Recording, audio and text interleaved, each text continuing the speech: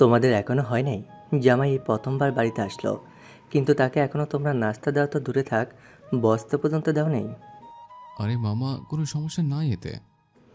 আচ্ছা বাবা, তুমি বসো, আমি একটু বাজার থেকে ঘুরে আসি। তুষার শামসুল রহমানের পাশে এসে বলল, মামা, আমিও বাজারে যাব, আর আপনি কিন্তু না বলতে পারবেন না। শামসুল রহমান তুষারের দিকে তাকিয়ে একটা হাসি দিয়ে বললেন। আচ্ছা চলো তাহলে। তুষার যেতে যেতে বললেন। মামি এইভাবে অসুস্থ হয়ে গেল কিভাবে হঠাৎ? শামসুল রহমান একটা দীর্ঘশ্বাস ফেলে বললেন। তোমাদের বিয়ে 2 মাস পরেই কলপারে বাজেভাবে পড়ে কোমরে ব্যথা পাই। বয়স হয়েছে তো, সব কিছু মিলিয়ে কোমরের হাড্ডি ভেঙে গেছিল। ডক্টর দেখাতে দেখাতে এক পর্যায়ে প্যারালাইসিস হয়ে যায়। এরপর আর ডক্টর দেখান নাই? ডক্টর কিছু বলে নাই? হ্যাঁ বলেছে তো, যতদিন বেঁচে থাকবে এইভাবেই বেঁচে থাকবে। তুষারও আর কিছু বলে নাই, শামসুল রহমানের সাথে বাজারে চলে আসলেন। প্রথমবার মামা শ্বশুরের বাড়ি এসেছে, আসার সময় কিছু নিয়ে আসে নাই, তাই এখন অনেক কিছু বাজার করেছে, কয়েক পদের মিষ্টি, মাছ, মাংস ইত্যাদি। শামসুল রহমান বারবার মানা করেছে, কিন্তু শোনে নাই তুষার। দুপুরে খাওয়া দাওয়ার ঘণ্টাখানেক পরেই তুষার ঢাকায় ব্যাক করার কথা বলে। মাহি থাকতে চাইলেও তুষারের যুক্তি আর জেদের কাছে পারেনি। মামা মামি আর রুমা খুব খুশি হয়েছে যখন শুনেছে মাহি প্রেগনেন্ট। রোজিনা আজকে মাহিকে প্রাণ ভরে দোয়া করেছে।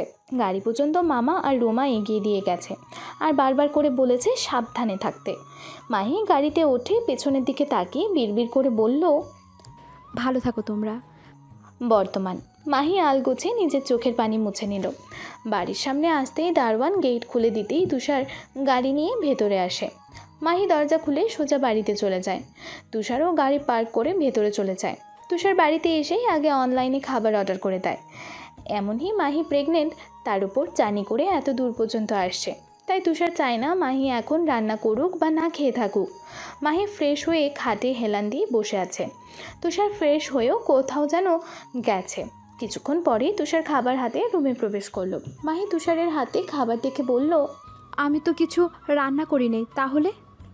তাহলে আর কি, বাইরে থেকে অর্ডার করেছে। আমি থাকতে আমার বউ আর বাচ্চা না খেয়ে থাকবে, এটা মানা যায়? আমি খাবো না, ক্ষুধা নেই। তোমার না থাকলেও আমার বাবুর আছে। মাহিও তার বাচ্চার কথা ভেবে খেয়ে নিল। তুষার একবার মাহিকে খাওয়াই দিচ্ছে, আর একবার সে নিজে খাচ্ছে। মাহিকে খাওয়ানো শেষ করে মুখ মুছে দিয়ে তারপর নিজেও হাত ধুয়ে সব কিছু গুছিয়ে নিয়ে নিচে চলে গেল। মাহি শুয়ে আছে আর আনমনে কী যেন ভাবছে। তুষার রুমে ঢুকে দরজা লাগিয়ে লাইট অফ করে মাহিকে জড়িয়ে ধরে শুয়ে পড়ল। সকালে নাস্তা করেই আবার নতুন করে রান্না করার তোড়জোড় শুরু করে দিয়েছে মাহি।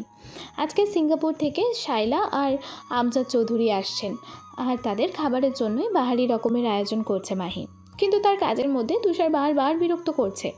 এই তো ড্রয়িং রুমের সোফা থেকে কখনো ফ্লাইং কিস দিচ্ছে, আবার কখনো চোখ টিপ মারছে। মাহি আবার তুষারের দিকে না তাকালে সোজা রান্নাঘরে গিয়ে আরও বেশি করে বিরক্ত করবে তার হুমকি দিছে। তুষারের বিরক্তির ফলে মাহির কাজে ব্যাঘাত ঘটছে বারবার, তাই এইবার যাই হোক না কেন সে আর তুষারের দিকে তাকাবে না। মাহি মনোযোগ সহকারে রান্না করছে, তখনই পেছন থেকে তুষার এসে জড়িয়ে ধরে ঘাড়ে মুখ গুজে পড়ে আছে। হঠাৎ করে মাহিকে জড়িয়ে ধরার ফলে একটু হকচকিয়ে গেলেও পরে আবার নিজেকে সামলে নিয়ে কপট রাগ দেখিয়ে বলল, হচ্ছেটা কি? তুষার ঘাড়ে মুখ গুজেই বলল, বউকে আদর করা হচ্ছে। অসভ্য লোক আপনি একটা। এতক্ষণ দূরে থেকে থেকে জ্বালিয়ে স্বাদ মেটেনি যে এখন কাছে এসে শুরু করেছেন। তুষারের অষ্টদয়ের হাসিটা প্রসার হলো। তারপর ফটাফট মাহির ঘাড়ে কয়েকটা চুমু খেলো। মাহি যেন অবাকের ওপর অবাক হচ্ছে আর ভাবছে, এই মানুষটা তো 2 দিন আগেও ভালো ছিল, আর আজকের মধ্যেই তার হলিয়া চেঞ্জ হয়ে গেল কিভাবে? মাহির এই সব ভাবনার মধ্যেই তুষার এবার ঘাড় থেকে মুখ সরিয়ে মাহির শাড়ির আঁচল পেট থেকে সরিয়ে উন্মুক্ত পেটে হাত দিতেই মাহি শিউরে ওঠে। পরক্ষণেই তুষারের এহেন কাজ মাহির মস্তিষ্কে ক্যাচ করতেই মুখ শক্ত করে তুষারের হাত ঝাড়া দিয়ে সরিয়ে বলে, খবরদার বিরক্ত করবেন না, তাহলে কিন্তু খুব খারাপ হয়ে যাবে। বলেই খুন্তি নিয়ে তুষারের দিকে ঘুরে দাঁড়ায়। তুষার বেচারা শুকনা একটা ঢোক গেলে 2 কদম পিছে চলে গেল। তারপর বলল, এত রেগে যাচ্ছে কেন বউ? বেশি করবো না তো, শুধু তোমার এই ঠোঁটে একটা টুকুস করে চুমু খাবো। মাহি এবার অগ্নি দৃষ্টিতে তুষারের দিকে তাকাতেই তুষার হুড় মুড়িয়ে রান্নাঘর থেকে বের হয়ে গেল আর বলল, দীর্ঘাতি রোজ যেতে যেতে আমার সাদে সাদে নরম মনের বউয়ের উপর কোনো জাদুটনা করেছে, নাহলে আমার বউ ঘন ঘন দজ্জাল বউদের মতো রূপ নিত না। তুষার একবারে সাবান নিয়ে তৈরি হয়ে নিচে নেমেছে। শায়লা ও আমজাদকে এয়ারপোর্ট থেকে রিসিভ করতে যাবে, তাই আজকে আর অফিসে যায় নাই। তুষার নিচে নেমেই তার নাটক শুরু করে দিল। ওরে চোখে কিছু গেল রে, কিছু দেখতে পাচ্ছি না, খুব জ্বলছে। তুষারের চিল্লিয়ে বলা কথাগুলো মাহির কর্ণপাত হতেই মাহি চুলার আঁচ কমিয়ে দিয়ে তুষারের সামনে এসে দেখে বেচারা এক চোখে হাত দিয়েছে। মাহি সামনে দাঁড়িয়ে দুপা একটু উঁচু করে বলল, হাত সরান তো, দেখি কি হয়েছে। তুষার হাত সরিয়ে মাহিকে দেখার সুযোগ করে দিল। মাহি মনোযোগ সহকারে দেখছে চোখে কিছু গেছে নাকি। তখনই তুষার মাহির মাথার পেছনে হাত দিয়ে নিজের ঠোঁটগুলো মাহির ঠোঁটের মধ্যে ডুবিয়ে দিল। মাহি তুষারের এমন আক্রমণে কিছুটা ভড়কে গেল, পরে নিজেকে সামলে তুষারকে ধাক্কানো শুরু করে দেয়। কিন্তু মাহির ধাক্কাতে তুষারকে এক চুল পরিমাণও সরাতে পারে না। মিনিমাম 5 মিনিট পর তুষার মাহিকে ছাড়লো। মাহি ছাড়া পেতেই বড় বড় নিঃশ্বাস ফেলা শুরু করলো, আর তুষার মাহির দিকে তাকিয়ে মুখ টিপে হাসছে। মাহি বা তুষারের দিকে কটমট দৃষ্টিতে তাকিয়ে বলল, অসভ্য, লাগামহীন লোক কোথাকার, মিথ্যেবাদী। আরে বউ শোনো না, রাগ করছো কেন? খবরদার, আপনি আমার সাথে আর কথাই বলবেন না। আরে শোনো তো বলছি। না করছি না। তুষার সরু চোখে তাকিয়ে বলল, আচ্ছা ঠিক আছে, আর বলবো না। এখন তো আমার সাথে দরজা পর্যন্ত আসবে, আমি বের হব, তুমি দরজা লাগাই দিও। মাহি আর কিছু বলল না, তুষারের পেছনে পেছনে যেতে লাগলো। তুষার দরজা খুলে বের হয়ে যাওয়ার আগে পেছনে ঘুরে মাহির কপালে টুকুস করে একটা চুমু দিয়ে বের হয়ে গেল। মাহি এবার আনমনেই হেসে দিয়ে বলে, পাগল একটা। দরজা বন্ধ করে আবার নিজের কাজে চলে গেল। শায়লা আর আমজাদ চৌধুরী বাসায় এসেছেন অনেক আগেই। বাড়িতে ঢুকতেই শায়লা মাহিকে জড়িয়ে ধরে। আমজাদ চৌধুরী অনেক খুশি হয়। খাবার টেবিলে নানা রকমের খাবারের আয়োজন দেখে শায়লা আর আমজাদ দুজনেই মাহির উপর রাগ করে। এই শরীর নিয়ে এত কিছু কেন করতে গেল? আমরা কি বাহিরে কেউ? সাথে তুষারকেও বকা দেয়, ও কেন না করেনি? তুষার শুধু অসহায় মুখে মাহির দিকে তাকিয়েছিল, আর মাহি মিটিমিটি হাসছিল। বিছানায় হেলান দিয়ে শুয়ে একটা ইসলামিক বই পড়ছে মাহি। তুষার বাহিরে থেকে এসে সোজা মাহির কোলে মাথা রেখে তার পেটে মুখ গুজে দিয়ে কিছুক্ষণ পড়ে থাকলো। মাহি এখনও বই পড়ায় মনোযোগ দিছে। কিছুক্ষণ পরে তুষারের বলা কথাগুলো তার কানে ভেসে আসতে লাগলো। আমার সোনা বাচ্চা বলেই তুষার মাহির পেটে একটা কিস করলো, তারপর বলল, তোর মা একদম ভালো না বুঝলি, সবসময় আমাকে বকে, একটু আমাকে আদর করে না, চুমো খায় না, কথা কথায় শুধু ঝাড়ি মারে। তুই একটু তোর মাকে একটু বোঝা, বকে দিতে হবে না, শুধু বল আমাকে যেন সারাদিন একসাথে টপটপ কয়েকটা চুমো খায়। কিরে বাবু বল না, বলবি? মাহি তুষারের এইসব কথা শুনে বইটা হাত থেকে নিচে রেখে তুষারের দিকে গোল গোল চোখে তাকিয়ে আছে। তারপর আর এক হাত নিয়ে তুষারের কপালে আর গলায় হাত দিয়ে দেখল, না, শরীরের তাপমাত্রা তো ঠিকই আছে। তুষার চোখ মুখ কুঁচকে বলল, কি হয়েছে? মাহি এখনও তুষারের দিকে আগের মতো তাকিয়ে থেকে বলল, আপনি কি অসুস্থ? আমাকে সারাদিন ধরে কী সব করছেন আর বলছেন? তুষার এবার মুখ দিয়ে চ উচ্চারিত শব্দ করে বলল, আনরোম্যান্টিক বউ একটা, আমার এত সুন্দর চুমু খাওয়ার মুডে আমাকে অসুস্থ রোগী বানাই দিছে। মাহি এবার তুষারকে ধাক্কা দিয়ে সরিয়ে তারপর কাটকাট গলায় বলল, অসভ্য, ফাজিল লোক, আর একটা ফালতু কথা বললে খারাপ হয়ে যাবে। সরুন আমার চোখের সামনে থেকে। এর মধ্যেই নিচ থেকে শায়লা তুষার আর মাহি বলে হাঁক ছাড়তে লাগলো। তারপর দুজনই রুম থেকে বের হতে লাগলো। তুষার ইশারায় খালি মাহিকে চুমু খাওয়ার কথা বলছে, আর মাহি তুষারের থেকে চোখ পাকিয়ে তাকাচ্ছে। মাহির চোখ পাকানি দেখে তুষার হু হা করে হেসে উঠছে। তুষার মাহি নিচে নেমে শায়লা রুমের দরজার সামনে গিয়ে দাঁড়াতে শায়লা তাদের ভেতরে আসতে বললেন। আমজাদ চৌধুরী সোফায় বসেও আছে। তুষারও গিয়ে তার বাবার পাশে বসলো। শায়লা মাহিকে ধরে তার পাশে নিয়ে বসালো। সিঙ্গাপুর থেকে আনা কিছু সামগ্রী তুষার আর মাহিকে দিল। তারপর টুকটাক আরও নানা বিষয়ে মাহির সাথে কথা বলল শায়লা, আর আমজাদ চৌধুরী ব্যবসায়িক বিষয়ে তুষারের সাথে কথা বলল। তারপর মাহি আর তুষারই তাদের জিনিস নিয়ে রুম থেকে বের হয়ে গেল হাসতে হাসতে। রাতের খাওয়া দাওয়া শেষ করে সবাই ঘুমানোর প্রস্তুতি নিচ্ছে। মাহি তুষারের বুকে মাথা রেখে শুয়ে পড়ল, আর তুষার চোখ বন্ধ করে মাহির মাথায় হাত বুলিয়ে দিচ্ছে। আমজাদ চৌধুরী শুয়ে আছেন, আর তার মাথার পাশেই বসে শায়লা চুলে বিলি কেটে দিতে দিতে বলছে, আপনার কথা আর চিন্তা ভাবনাই ঠিক ছিল। আমজাদ চৌধুরী না বোঝার ভান করে বলল, কোন বিষয়ে? এই যে আমাদের বাহিরে গিয়ে থাকা আর এতে করে ওদের কাছাকাছি আসার ব্যাপারটা। হ্যাঁ, দেখতে হবে না কার ভাবনা চিন্তা। একটু ভাব নিয়েই বললেন কথাটা। হ্যাঁ হ্যাঁ দেখছি। আমজাদ চৌধুরী হেসে তার প্রিয়তম বউকে বুকের মধ্যে আগলে নিলেন। মাহি এখন 8 মাসের অন্তঃসত্ত্বা। দেখতে দেখতে কেটে গেছে 5টা মাস। আর এই 5 মাসে অনেক কিছু পরিবর্তন হয়েছে। পরিবর্তন হয়েছে মাহির পেটটা অনেক উঁচু হয়েছে, মোটা হয়েছে। তার সাথে মুড সুইং, মেজাজ খারাপ এসব তো আছেই। মাহি এখন অনেক অসুস্থ থাকে, সে প্রায় বিছানাশায়ী। ডক্টর বলেছে দুর্বলতা আর রক্তশূন্যতা আছে, এতেই কোনো সমস্যা হবে না। সব কিছুর ওপরে তুষারের পরিবর্তনটা সব থেকে মারাত্মক। তুষার যেন মাহি বলতে অন্ধ। মাহির 5 মাসের পর থেকে শরীরের অনেকটা অবনতি হয়েছে, যার ফলে সে এখন মাহিকে এই অবস্থায় রেখে আর অফিসে যায় না। আর তার বাবাই এখন সবটা সামলায়। শায়লা সে যেন মাহির শাশুড়ি না, গর্ভধারিণী মা। সব কাজ নিজে করে মাহিকে তো কোনো কাজ করতে দেয় না, আরও মাহির কাজগুলো সযত্নে করে দেয়। কেউ বুঝবে না মাহি তার ছেলের বউ, সবাই ভাববে তার নিজের পেটের মেয়ে। মাহির প্রতি তুষারের ভালোবাসা দেখার মতো। তুষার তার কথা রেখেছে, সে যতটা মাহিকে কষ্ট দিয়েছে তার থেকে এখন অধিক বেশি ভালোবাসে। মাহি তার নিজের কোনো কাজই করতে পারে না এখন। তুষারই মাহির সব কাজ করে দেয়, গোসলে সাহায্য করা থেকে শুরু করে 3 বেলা নিজের হাতে তুলে ভাত খাওয়া দেওয়া, চুল বেঁধে দেওয়া সব তুষার করে। মাহির 5 মাস পড়ার পর থেকে সিঁড়ি বেয়ে নিচে নামা নিষেধ। বিশেষ কোনো দরকারে নিচে নামার দরকার হলে তুষার কোলে করে নিচে নামায় আনে, আবার কোলে করে নিয়ে ওপরে যায়। মাহি অপলকভাবে শুধু তুষারকে দেখে আর এই মানুষটার ভালোবাসার গভীরতা বোঝার চেষ্টা করে। সময় যেন চোখের পলকের মতো চলমান। আজকে তুষার আর মাহির বিয়ের 1টা বছর পূর্ণ হলো।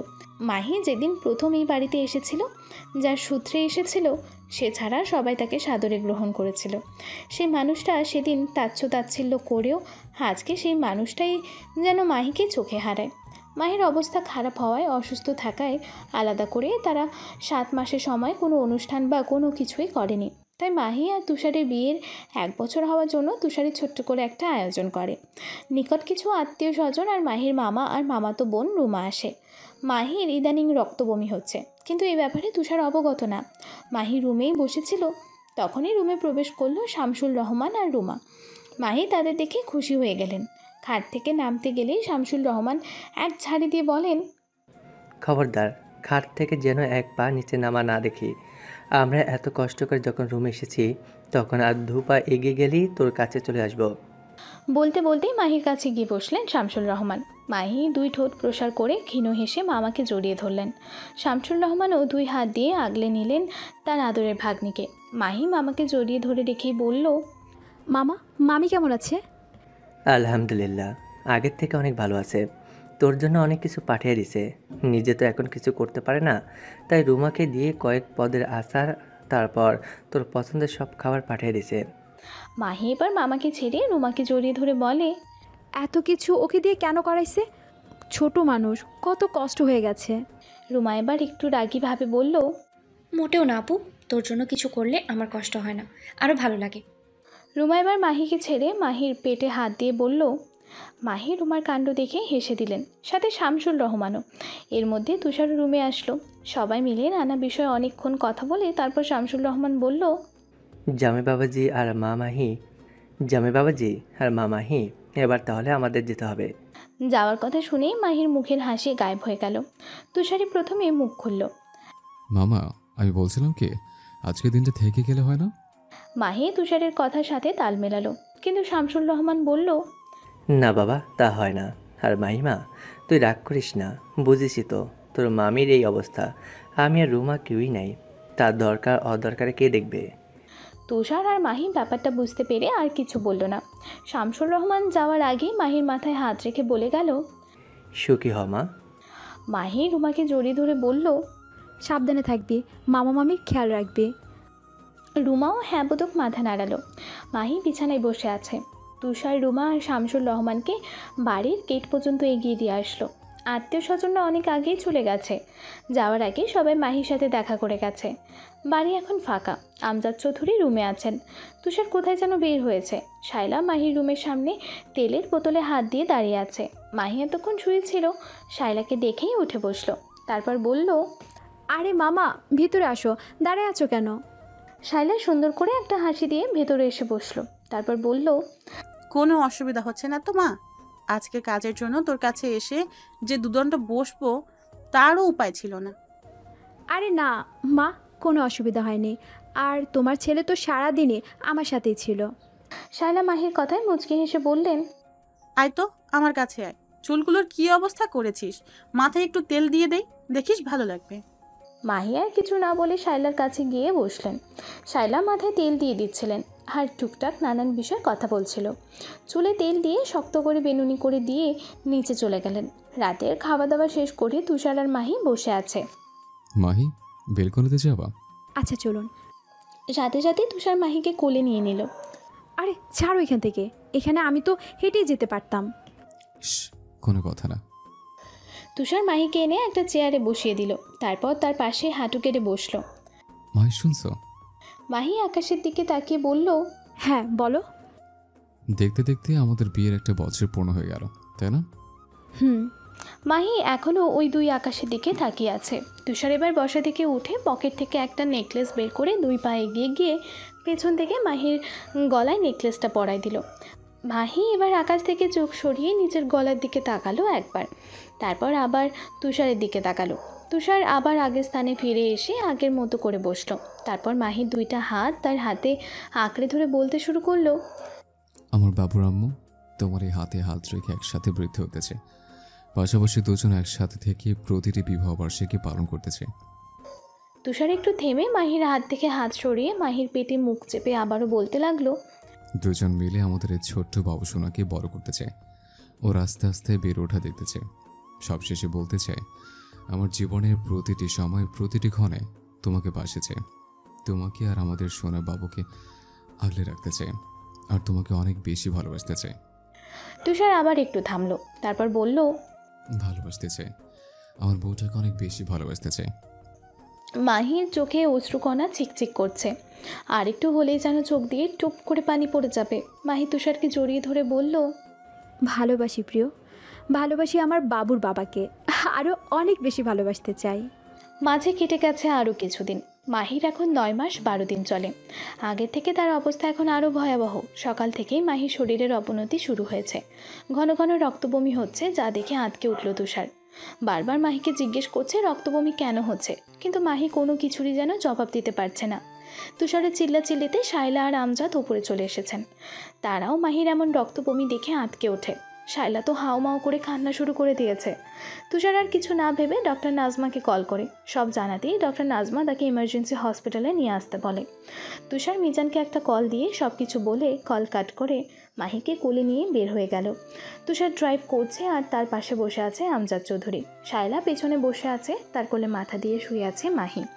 হসপিটালে আসতে তুষার দেখে ডক্টর নাজমা সব কিছু আগে থেকেই গুছিয়ে রেখেছে। একজন নার্স এসে তুষারকে একটা কাগজ দিয়ে বলল এখানে একটা সই করে দিতে, কিন্তু সে কোনোভাবেই এখানে সই করবে না। কেউ তুষারকে বুঝিয়ে শুনিয়ে সই করাতে পারছে না। এর ভেতর মিজানও চলে এসেছে। সে এসে দেখলো তুষার বন্ড পেপারে সই করবে না বলে ঝামেলা করছে। মিজান কিছু বলতে যাওয়ার আগেই ডক্টর নাজমা এসে বলল, মিস্টার চৌধুরী, প্রেজেন্টের অবস্থা ক্রিটিক্যাল। এখনই যদি অপারেশন না করি তাহলে যে কোনো বিপদ হতে পারে, তাই দয়া করে আর কোনো ঝামেলা না করে সই করে দেন। বাড়ির সবাই তাকে সই করার জন্য আশ্বাস দেয়। মিজানও তাকে ভরসা দেয় কিছু হবে না বলে।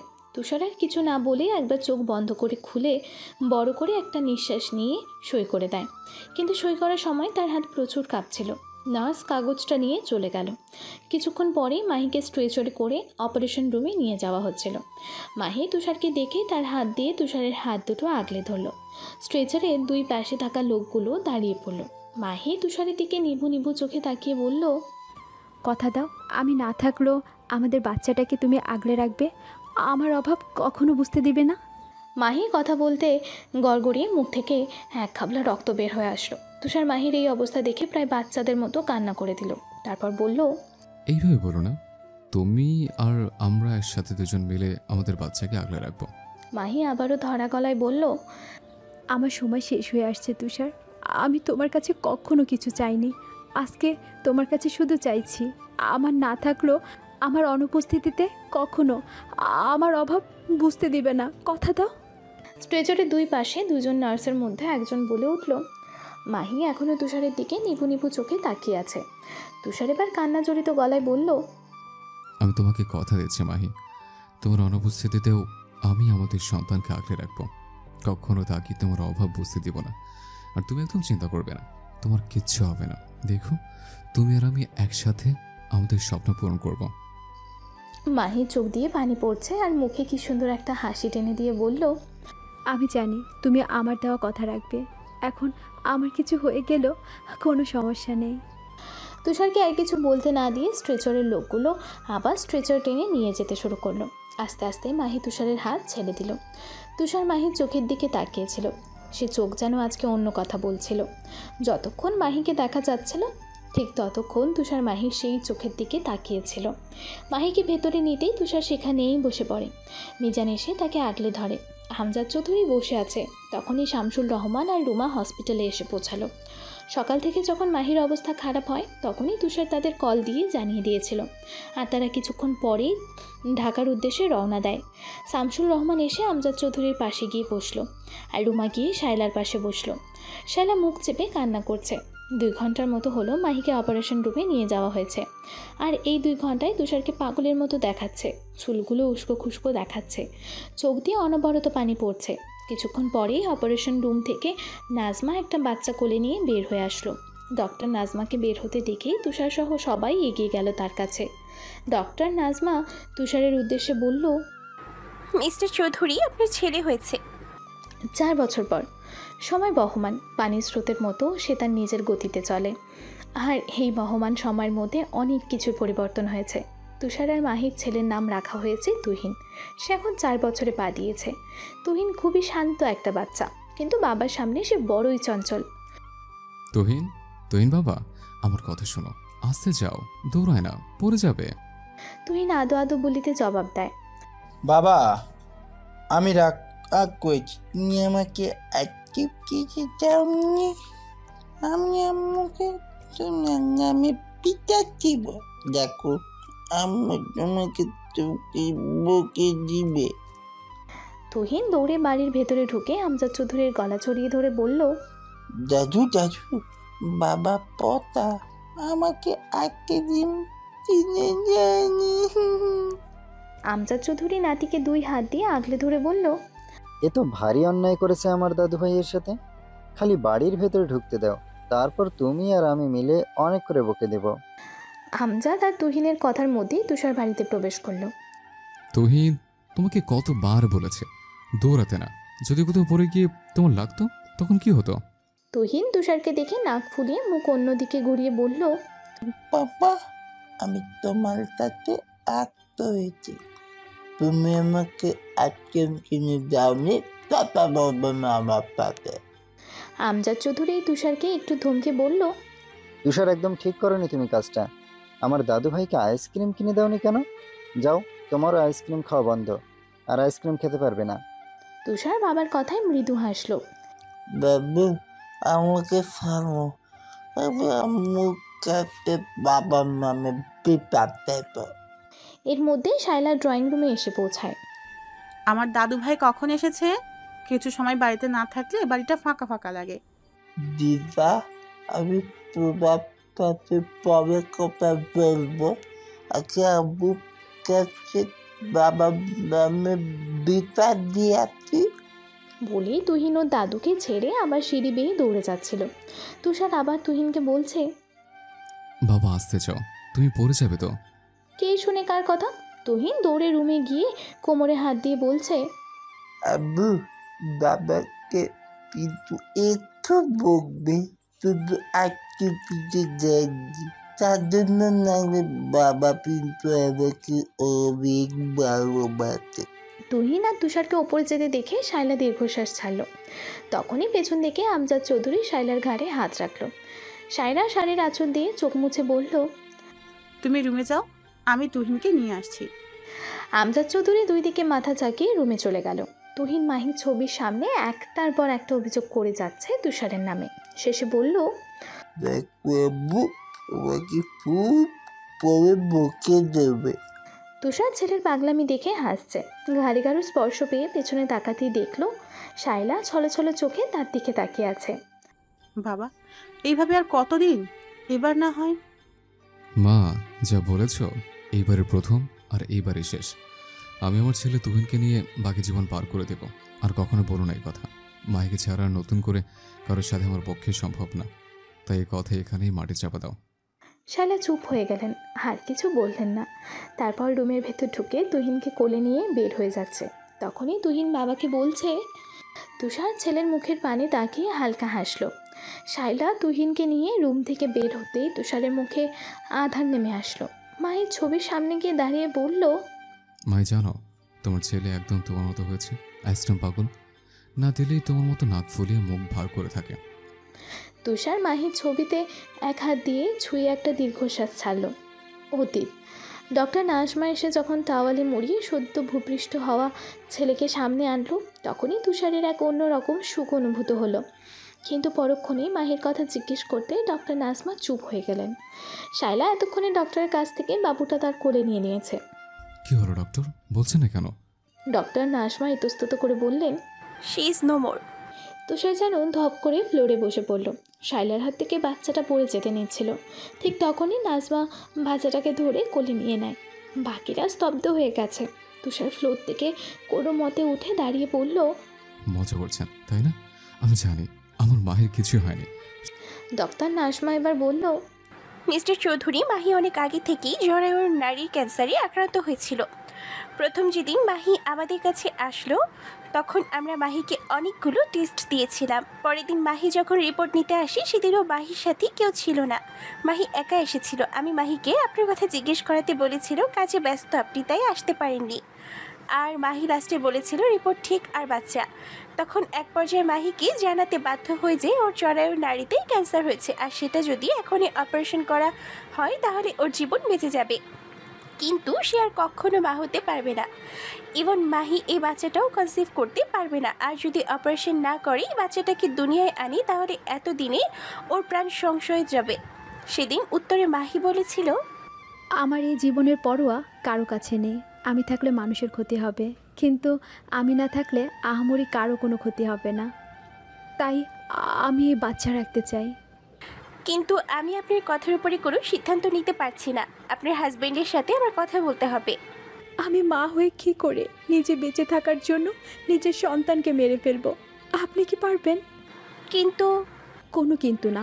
আপনি শুধু বলেন যে আমার বাচ্চার কোনো ক্ষতি হবে না তো।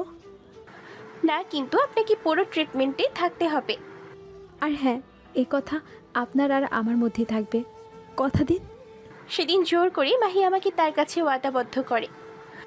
তুষার যেন দাঁড়িয়ে থাকার শক্তি হারিয়ে ফেলেছে। পড়ে যেতে নিলেই মিজান তাকে ধরে ফেলে। নাজমা তার ইউনিফর্ম থেকে একটা চিঠি বের করে তুষারের হাতে দিয়ে বলে, গত সপ্তাহে যখন মাহিকে চেক আপ করতে গেছিলাম তখন মাহি আমাকে এই চিঠি দিয়ে বলেছিল, যখন আমি এই ধরনীতে থাকবো না তখন এই চিঠিটা তুষারের হাতে দিবেন। তুষার কাঁপা কাঁপা হাতেই চিঠিটা হাতে তুলে নিল। চিঠির ভাঁজ খুলতে তুষারের হাত থরথর করে কাঁপছে। কাঁপা কাঁপা হাতে চিঠির ভাঁজ খুলে ধরা কলায় পড়তে শুরু করলো তুষার। প্রিয়, তুমি আমার খুব প্রিয় একটা ভালোবাসার মানুষ, তাই শুরুতেই প্রিয় বলে সম্বোধন করলাম। যখন তুমি এই চিঠিটা পড়বে তখন আমি তোমার ও আমার সদ্য জন্ম নেওয়ার বাবুটার থেকে অনেক দূরে, যেখানে গেলে মানুষ আর চাইলেও ফিরতে পারে না।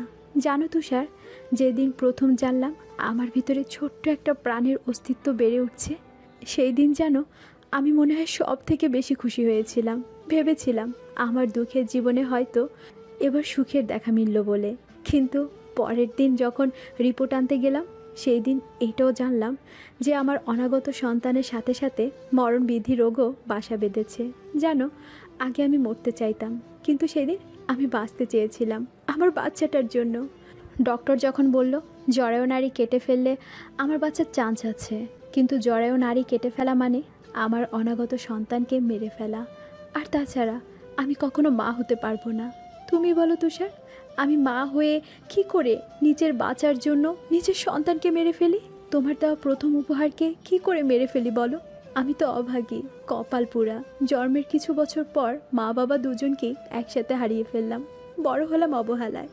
বিয়ের পর ভেবেছিলাম একটু সুখের মুখ দেখব, কিন্তু দেখো, অভাগী যেদিকেই তাকায় সেদিকেই সাগর শুকিয়ে যায়। তোমার অত্যাচার অবহেলা পাওয়ার থেকে মরে যাওয়া ভালো। আমি জানতাম আমাকে দেখতে না পারলেও নিজের অংশকে কখনো অস্বীকার করতে পারবে না, তাই চোখ বন্ধ করে সেদিন সিদ্ধান্ত নিয়েছিলাম আমার প্রাণের বিনিময় হলেও তোমার থেকে পাওয়া প্রথম উপহার তোমার অংশকে দুনিয়ায় আনবো। জানো তুষার, যেদিন প্রথম তুমি ভালোবাসি বলেছিলে সেই দিন খুব করে বাঁচতে ইচ্ছে হয়েছিল, কিন্তু দেখো আমার ভাগ্যটা সেই দিনও আমার সাথে বেইমানি করলো। দিন দিন আমার প্রতি তোমার কেয়ার ভালোবাসা আমাকে মুগ্ধ করে তুলেছিল। আমি তোমাকে আমার এই কথাটা বারবার বলতে গিয়েও পারিনি, কারণ ততদিনে তুমি আমাকে হারানোর ভয় পেতে শুরু করেছো। তোমার চোখে তাকাতেই মনে হতো এই চোখ আমাকে হারানোর ভয়ে ভীত থাকে। জানো, তোমার ভালোবাসা আর কেয়ারে আমারও না তোমাকে আর আমাদের অনাগত বাচ্চাকে ছেড়ে যেতে ইচ্ছে করছিল না। খুব করে চেয়েছিলাম আর কিছুটা দিন বেঁচে থাকার, হয়তো তার হবে না। একসাথে আমাদের বৃদ্ধ হওয়া হলো না, আমাদের ছোট্ট সোনা বাচ্চাটাকে একসাথে আর বড় করা হলো না, ওর দুষ্টামিগুলো আর দেখা হলো না। আমি খুব করে বাঁচতে চেয়েছিলাম, প্রতিনিয়ত আল্লাহর কাছে একটাবার সুযোগ চেয়েছিলাম, একটা জীবন ভিক্ষা চেয়েছিলাম, কিন্তু ততদিন অনেক দেরি হয়ে গেছে। জানো, সুখ বড় বেঈমান, সে কখনো আমারই হলো না। যখনই সুখের মুখ দেখি তখনই দুঃখ এসে দরজায় কড়া নাড়ে। এবার লক্ষ্মী ছেলের মতো আমার কথাগুলো মনোযোগ দিয়ে শোনো। আমি যখন থাকবো না তখন তুমি কিন্তু ভেঙে পড়বা না, তাহলে আমাদের বাবুটাকে কে দেখবে বলো? আমার বাবুটাও আমার মতো অভাগী। আমি তো বাবা মা দুজনকে একসাথে হারালো কিছুদিনের জন্য হলো তাদের ভালোবাসা পেয়েছি, কিন্তু ও তো জন্মের পরে মাকে হারালো। শোনো, তুমি কিন্তু আমাকে কথা দিয়েছো যে আমার অনুপস্থিতিতে তুমি আমাদের বাবুকে আগলে রাখবে, আমার অভাবটা কখনো বুঝতে দেবে না। আর যদি কখনো বিয়ে করো তাহলে আমার বাবুটার সুন্দর একটা ভবিষ্যৎ দিয়ে তারপর বিয়ে করো, কারণ সব সৎমা কিন্তু ভালো হয় না। আমি আমার প্রাণের বিনিময় আমার বাচ্চাকে দুনিয়াতে এনেছি, তাই আমি চাই না আমার এত স্বাদের এই বাচ্চাটা অনাদরে অবহেলায় বড় হোক। সবশেষে বলতে চাই, ভালোবাসি প্রিয়, তোমাকে অনেক অনেক বেশি ভালোবাসি, কিন্তু ভাগ্য সে তো আমায় সহায় ছিল না। সুখ যে কখনো আমার ছিল না, সে যে সুখ সবার কপালে থাকে না, তার জন্যই তো তোমার সাথে আর বিদ্ধ হওয়া হলো না। পরপরে তোমার অপেক্ষায় থাকবো। আর হ্যাঁ, মোটেও কান্না করবা না, তোমার আর আমাদের বাচ্চাকে কিন্তু এখন তোমারই আগলে রাখতে হবে। ভালো থেকো প্রিয়, অনেক বেশি ভালোবাসি তোমাকে আর আমার সদ্য ভূপিষ্ঠ হওয়া বাচ্চাটাকে। ইতি অভাগী মাহি। চিঠিটা দেখেই বোঝা যাচ্ছে জায়গায় জায়গায় মাহির চোখের পানির ছাপ স্পষ্ট। চিঠি পড়া শেষ হতে তুষার ধপ করে হাঁটু মুড়ে ফ্লোরে বসে পড়ল। আসমান জমিন কাঁপিয়ে তুষার চিৎকার দিয়ে উঠল। তুষারের সেই চিৎকারে কেঁপে উঠল হসপিটাল সহ হসপিটালে থাকা প্রতিটি মানুষ। সবাই জড়ো হয়ে গেছে সেখানে। মিজান তুষারকে সামলানোর চেষ্টা করছে, কিন্তু কোনোভাবেই তাকে সামলাতে পারছে না। মিজানের চোখেও পানি। শাইলা আর রুমা হাওমাও করে কান্না করছে। শামসুল রহমান আর আমজাদ চৌধুরীর চোখ দিয়ে পানি গড়িয়ে পড়ছে। নাজমা একটা নার্সকে ইশারা করে বাচ্চাটাকে সেফ জায়গায় রাখতে বলে আসলো। তুষার আবার গগনবিদারী চিৎকারে ফেটে পড়ল আর বলতে থাকলো, সব আমার জন্য হয়েছে, সব আমার জন্য।